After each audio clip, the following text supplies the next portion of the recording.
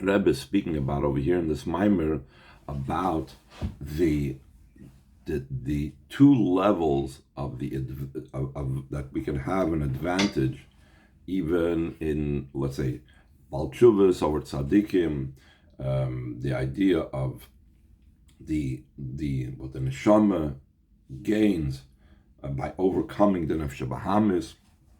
One is and the same thing in the neshama coming down here versus the neshama above, that there is the two advantages are that one is despite whatever it's in, it still overcomes it, like it was in a place of sins and now it's doing tshuva. And the other thing is that it takes that place and brings something new. It's mechadish something. It's doinus naslik is, and so on and so forth. So what you have here is one thing. The first thing is only a revelation of that which was concealed. The second thing is a higher level. The second thing is you bring something new to the equation that wasn't even there, and therefore that second thing is not even there in the potential that's a level of tzaddikim, whether it's actual Baal Tshuva and tzaddikim, or we're talking about the fact that a neshama is considered a tzaddik above versus a Baal Tshuva down here below. So he's going to give an example from the impact that the neshama has with its ava in transforming the nefesh bahamis to have ava as well, as an example about what happens in a greater form and how that also adds to the neshama itself. So 3 lines from the bottom of the printout of the page 4 of the Maimon, bottom of Kutzadik. Okay, like it's explained in many places concerning the advantage of the love of Hashem, Alan Avid and Nefesh, the special advantage that the love of Hashem, that Nefesh affects the Nefesh Bahamis, has something, and it's going to be in these two components, these two aspects, over the love of the Nefesh itself. Sha'av the Nefesh b'chinas metzias, the love of the godly soul is in the state of a metzias. There is the existence, there is the self of the Nefesh. The gam ha'av Nefesh the neshama mashiroitz lidavik b'shar shemakoida. Also the love of the neshama, that it wants to cleave in its root and its source. Hagam shetia ayin ve'efes v'tisbatel sham b'metzias legamri, though it will become completely bottle, it'll be completely sublimated, and it will not have any metzias whatsoever. So seemingly, such a love is negating its metzias. It's a total state of bittul. So the Rebbe says on top of Kuf Tzadik Aleph, Mekol Mokum still and all, Mekiven Sherotzen Zeh Mitzad Tiva, since this will is a result of the nature of the Nefesh Elokis, it's something that the Nefesh Elokis by nature has, like the Alter Rebbe says in Tanya Perek Ches, that just like the fire goes up by nature, even though it's going to become bottle, so to the nature of Nefesh Elokis is to go up, even though it's going to become bottle. So therefore, it's essentially not being mevatel itself.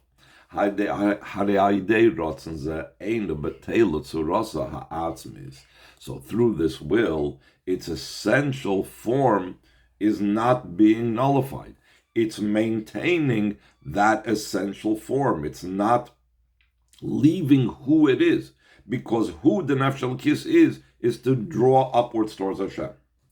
As opposed to the love of the Nefesh Bahamis,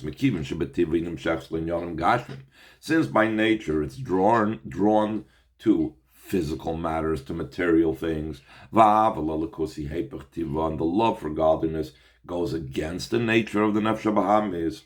Therefore, there is now a chidush over here. There is now a transformative thing that the Nefesh Elokis didn't transform, and only with the love of Nefesh Bahamis it becomes transformed.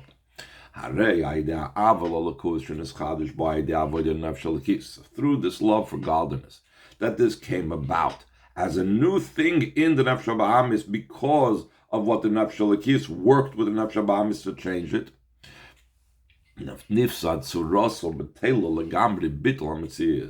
So therefore, the form, what the Nefesh HaBahamis is about, is completely lost. So it's a true bittul v'metzias, not like the bittul that the Nefesh HaLekis has. Now, what we're saying also is that this idea, the second idea, the hischachus that takes place, will also impact not just that the Nefesh HaBahamis will be in a state of hischachus, but this will have also repercussions for the Nefesh HaLekis that affected it. This also affects that the form of the Nefesh HaLekis, which we said is maintained when it has a love for the Eibishter, that wants to lose itself in the Eibishter, that's not totally mevatel its surah. But when it affects the Nefesh HaBahamis, the Nefesh HaBahamis should completely change of what it is all about, then it causes that the love of Nefesh HaLekis changes its entire form of Nefesh HaLekis. That the love of Nefesh HaLekis now will be in a state of bittul, not something as a result of its mitzias, loy mitzad hateva mitzias da oyev neshama, not a love that comes out of the nature and the mitzias of the one who loves of the neshama. Ki im ava mitzad hanav elikus, rather the love is as a result of the one who is loved, godliness. In other words, the impact that Nefesh HaBahamis has, that it totally loses itself because of what Elikus is. So now that affects the Nefesh HaLekis. That's not its feelings over here, not about, oh, I want to be close to Hashem. But it learns and is informed by the Nefesh HaBahamis that it's all about Hashem. It's not about that I want to be bottled to Hashem. So in a similar vein, just like there is the difference between the effect on the Nefesh HaBahamis versus the Nefesh HaLekis on its own, which is the example of the neshamas the way they are above versus the neshamas the way it comes down here. Another thing, what happens when the neshama comes down here, is not only do we see the power of the neshama itself, we're revealing that concealed capability of the neshama that can overcome the darkness of the world, but even more so, there is the hischachus. There is the novel thing that it's bringing out in the world. So in that itself, there's also the impact that has back on the neshama. So too, it's the refining and purification of the person's allotted portion in the world. Since this influences that the matters of the world should become now vessels and receptacles for godliness, that is something new, that is something novel, that is something that's unnatural to the world, not like by the nature of Nefesh HaLekis it is to draw upwards. It's the opposite of the nature of the world. How do you know it's the opposite of the nature of the world? Because if you actually look at the word world, it's from the word concealment and covering. So the nature of the world is the opposite of being vessels for godliness. Comes the Nefesh HaLekis, influences and brings the world to such a state where it goes against its nature and becomes a keli for Elikus. So therefore, the Rebbe goes on, this idea that the world becomes a vessel for godliness, it comes not as a result of the world, but it's something that's from godliness's doing. Again, when the Nefesh HaLekis loves Hashem, it's what the Nefesh HaLekis wants. When the world comes to be connected to Hashem, it's not what the world wants, it's a result of Hashem. Because the oneness of Hashem is all-encompassing and has no boundaries, until even the existence of the world is completely joined with Him. Therefore, when a Yid reveals in the world how the world is inseparable from Hashem, so this brings the person to a higher state, Through this is accomplished also in the person Shapal, that affected the refinement of his portion in the world. That is the service of his maker should be in an ultimate state of bittul, that it should also be not because the person has a bittul because he's an neshama, he's an nefesh elokis. No, it's completely coming from above, from godliness' perspective. That's impacting the way the nefesh elokis' bittul is now, not because of itself, but nefesh elokis' bittul is because of godliness. So now in Ois Hey, the Rebbe is going to go into it. A maimer that the Rebbe said on Chaf Av. So the Rebbe is going to bring in to a maimer something that is unique. Definitely nothing like this until the year when the Rebbe said the maimer in Tavshin Chav Zayin, 1967, to actually bring examples from his own father's suffering and self-sacrifice to this idea that he wants to explain here in the maimer. So he says in Oisei, last paragraph, according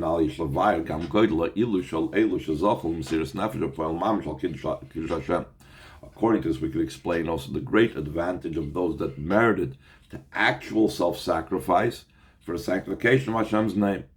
And to note from that which is well known in public, that my father-in-law, my father, the one whose yahrzeit is on Chaf, Nesar, he was arrested, and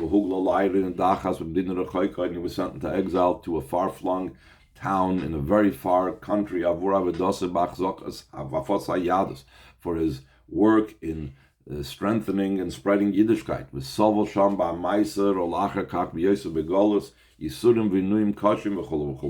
He suffered over there, both when he was imprisoned in the Soviet jails, and also afterwards, even after he was sent out of jail into exile, he suffered terrible, terrible pains and sufferings and afflictions.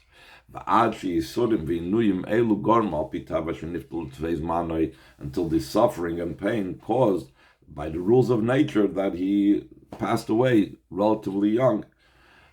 So in other words, the Rebbe's father was also one of those that the Rebbe says merited to pass away al Kiddush Hashem.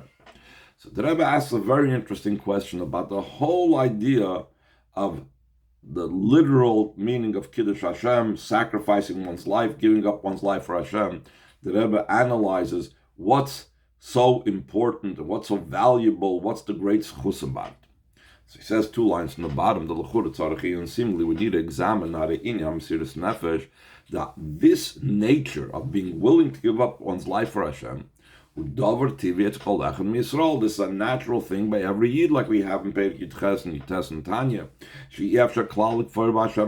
impossible at all to deny the one Hashem. And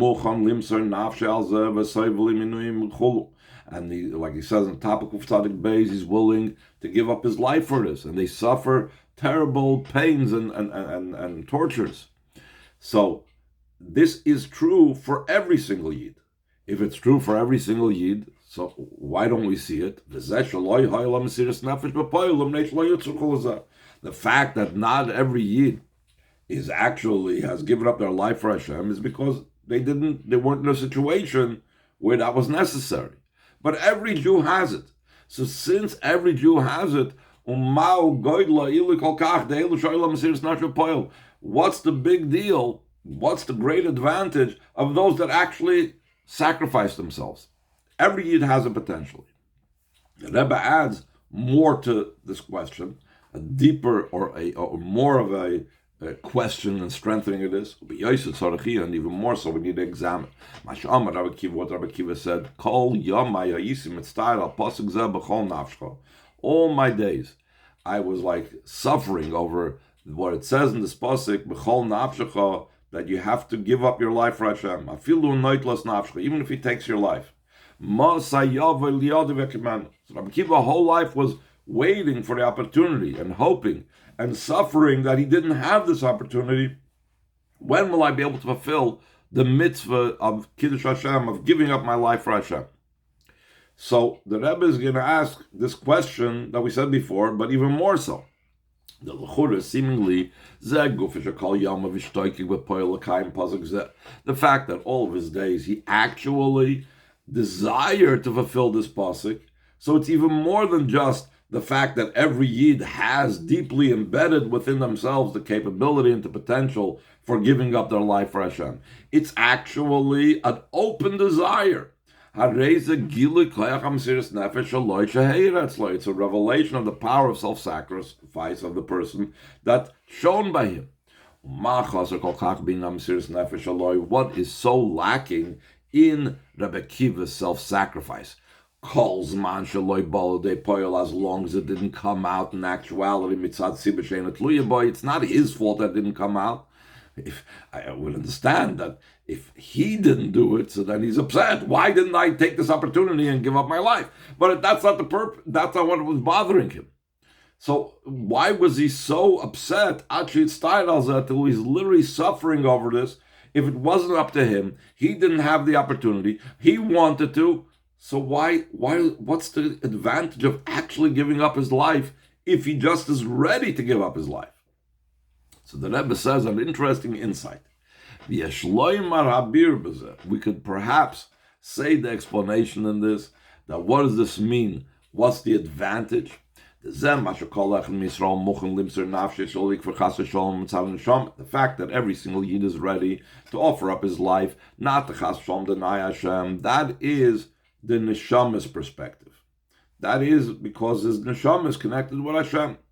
Even when he awakens this power of self-sacrifice in a revealed way, like Rabbi Kiva was the whole time saying, that when he awakens that, if it will be necessary, heaven forbid, he will actually be ready to give up his life, and he will actually do so. This is all the neshama's power. This is all that the power of self-sacrifice of the neshama is coming out revealed. It's not about the transformative nature that we've been talking about, is the advantage of the neshama in this world and so on. The self-sacrifice of the neshama is its nature, like we said about the love of the neshama. Even though it's going to lose itself above, it's going to be no more mitzias, but still that's its nature. There's nothing novel and unique. As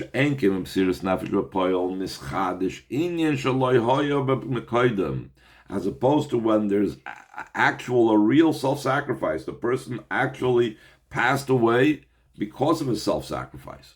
So then there's something completely novel and new that didn't exist before. What's new over here? The noise, which is a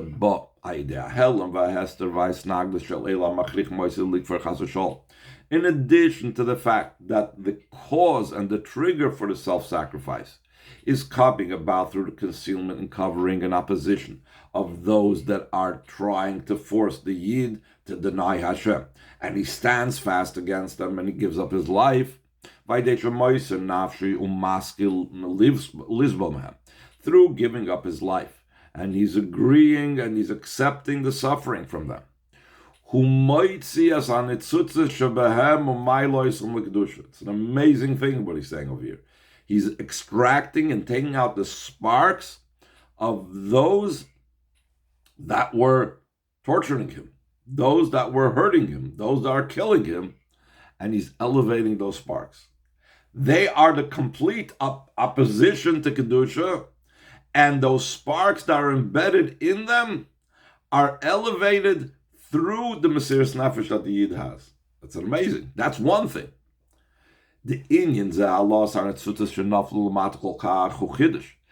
idea of elevating the sparks that fell so low, that is a big chiddush. There's no other way of elevating those type of sparks. And the Rebbe brings in the footnote from Dr. Secha, that's the same quality of that in tshuva, mi'ava, a person transforms the intentional sins into merits. He's removing the sparks from Shalosh Meis. So that's one chiddush over here of Mesiras Nefesh B'Poyel over Mesiras Nefesh B'Koyach. That when a person, let's say like Rabbi Akiva, is the whole time saying, I'm ready, I'm waiting for Mesiras Nefesh, or even every Yid has embedded within them that desire for self-sacrifice, that still didn't elevate the sparks. It's only when he actually is chas v'shalom killed by those opponents, so that those klippas become now bereft of the sparks of Kedusha. Those sparks that are so deeply embedded in such an opposition to godliness is being elevated by this person that is giving up his life for Hashem. So first of all, that's an amazing chiddush already. It's more than just the power of the neshama by the nature of the neshama. It's a complete transformation. You're taking the klippa and completely transforming it and elevating the sparks from it. In addition, that I was going to say, to that quality, there's also an advantage within the person himself between the readiness and willingness to have self-sacrifice versus the actual self-sacrifice. So he says as follows, the Hinei, Achidish v'Mesiras Nefesh b'poyel hu gam b'negeya la'adam sho'emin Mesiras Nefesh. The novelty and the uniqueness in actual self-sacrifice is also concerning the person that is standing in a state of self-sacrifice. The person that's actually sacrificing himself. That there's a difference between just being ready to do it versus actually sacrificing his life. When he actually gives up his life, so then the self-sacrifice is also something that is impacting his natural soul. It's not just a neshama feeling. When the person is ready to give up his life, who is ready to give up his life? It's not the body, it's not the animal soul, the nefesh hativis, it is the nefesh elokis. When he's actually giving up his life, this is also taking on the nefesh hativis. So he explains. Excuse me.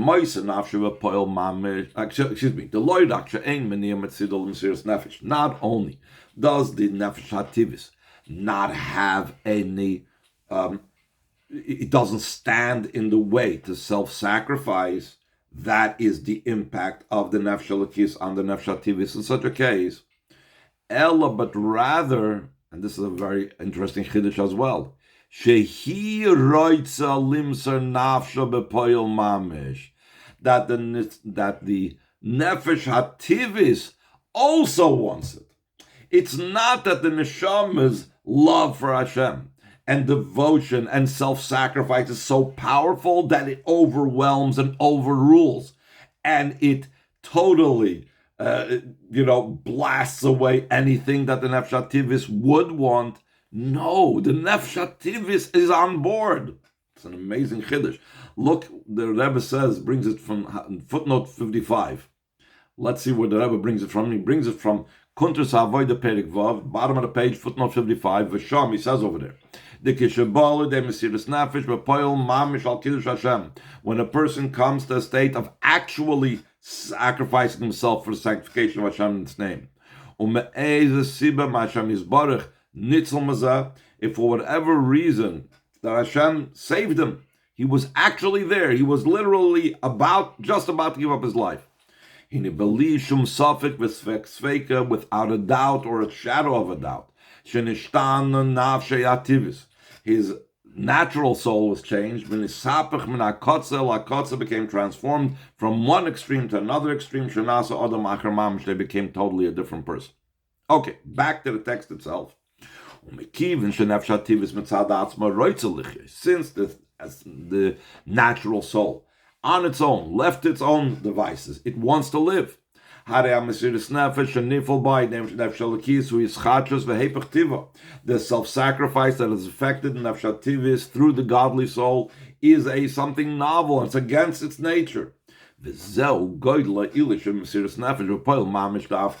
great advantage and quality. In actual self-sacrifice, the Mesiras Nefesh, the self-sacrifice that only the neshama has without bringing it out into actuality. Since it's because of the nature of the person, so then it's part of who the makeup of the neshama is. He's not breaking out of who he is. There's no ischachus over here. As opposed to actual self-sacrifice, since it goes the opposite of the nature of the soul, the natural soul that wants to live, through its self-sacrifice, its existence becomes nullified. Through this becomes also an elevation, like we said before, in the godly soul, like the love of Nefesh Bahamis causes an elevation in the godly soul. Since the godly soul, the Nefesh Elokis, affected that even in Nefesh HaTivis it should have self-sacrifice. So now the self-sacrifice of the godly soul is in a state of bittul. So that the Rebbe explains as the advantage of those that actually merited to have actual and real Mesiras Nefesh, because they have this ultimate transformation both of the Klippa outside and of his Nefesh HaTivis, and that impacts that even by the Nefesh Elokis, the Mesiras Nefesh is now not part of its nature, but totally beyond its nature.